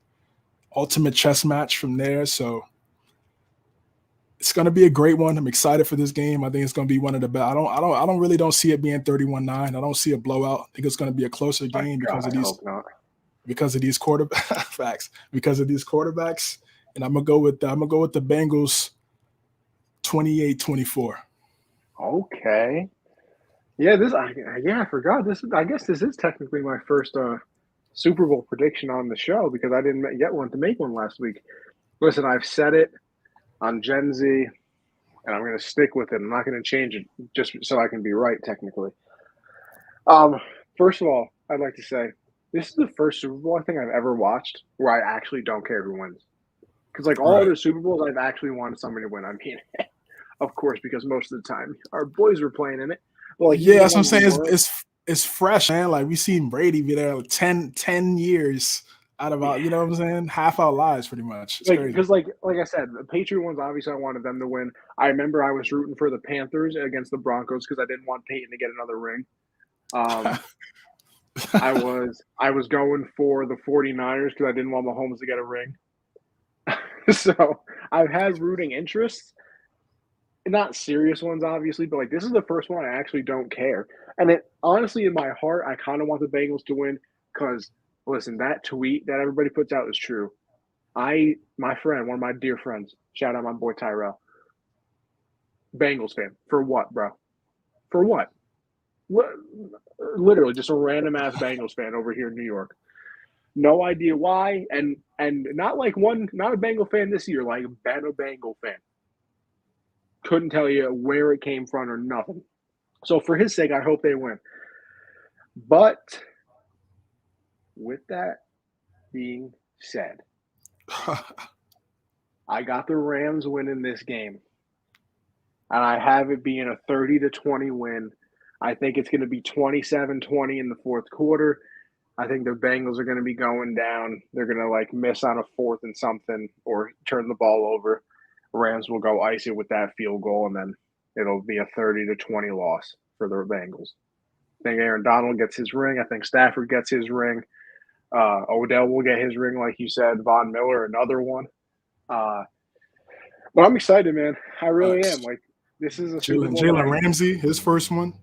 Yeah, like I said, I finally don't care who wins the Super Bowl, and I'm just gonna have fun watching. CJ, you got any plans for the big game? Nah, man. I'm probably just gonna chill with the fam, watch the game. Nothing too crazy. Probably get some good eats. Gotta have some good eats. Super Bowl day, man. Yeah, just chop it up, cool out with the fam, bro. What about you? Going to the boys' crib. Going to my boys' house, get the squad together a little bit. Some good eats, like you said, Yes, sir. A little drink here or there, and we'll have fun watching the game. I'm excited, though. I am excited for this one. It's going to be a very fun game. And people, by the time we come back next week, we are going to have a Super Bowl champion, and we're also going to know who won all these awards. Yeah, I'm excited. Next week it's gonna be lit. Yeah, it will be. It'll be really good. Can't wait to break that down, man. It's gonna be I think it's gonna be a really good game, like you said. I'm very excited to see what happens. Then halftime. I forgot about the halftime too. You got Eminem, Dr. Dre, Snoop Dogg, Kendrick, Mary J. Yeah. I mean, I may watch. I'm not really a big. I haven't really watched this since Bruno Mars one. With the Seahawks. Let me tell you something. You missed Seahawks out and on the that Broncos. Shakira one then, because were crazy. Was that Falcons Patriots? I don't think so. I don't know. I'm not gonna lie. I went in my room the whole time and I had everything on mute. I wasn't trying to hear nothing with that score back then. They came out swanging. They came out swinging. I don't know. I'm gonna have to look back at that. You know how I know they came out. You know how I know they came out tossing it back. If you go on the NFL YouTube page, it's their most viewed video. Oh, word. Yeah, I have seen that on recommended, but I just never bothered to watch it. I'll check it out though. See what happens. Yeah, you feel me? But yeah, CJ, unless you got anything else, I'm all good, brother. Nah, I'm all good, man. Yeah, it's gonna be a great game. Can't wait. Tell them where they can find you. Yep, find me here every Tuesday, brother Connie, 9 p.m. Eastern. Garda Podcast, Garda Pod on IG, CJames9 _ on Twitter, CJ.James9 on Instagram. Yeah, man, just and also CJ versus the World on Twitch. Yes, sir. As for me, Anthony Conover _ over there on Twitter. Obviously, me and CJ, like you just said, do the show every Tuesday, 9 Eastern, breaking down the football world. Obviously, always having a great time as well. Mondays, I do generational sports with my guy Josh. We talk a little bit about everything from fights to, football, basketball, whatever's on the topic. Hey, we even talk pop culture technically because we put a break in our show. We'd be breaking down Boba Fett episode. That's right. Great entertainment over there. And then Thursday, I got Backstop Banner, me and Michael breaking down everything in the baseball world. It's literally a baseball version of the show, honestly. Strictly baseball. So head on over there. That's Thursdays, 9 Eastern. All the shows that I just mentioned available everywhere where you get a podcast. Generational Sports, The Hard Count, Backstop Banter, Apple Podcasts, Spotify, iHeartRadio. Wherever you listen to a podcast, you can catch the squad there as well. Colorcast, Conover USN. Go over to Colorcast, download it, follow us over there, listen to us, put a little breach in the pocket. You feel me? And then, yeah, Twitch, Anthony_Conover as well. I put all my pods up there, too. So I appreciate everybody tuning in. CJ, I appreciate another, may I say, wonderful, wonderful episode. Yes, And sir. listen, 1 year anniversary. Shout out to the kids. And listen, we will see everybody on the next episode where we'll have a Super Bowl champion. You guys have a good one.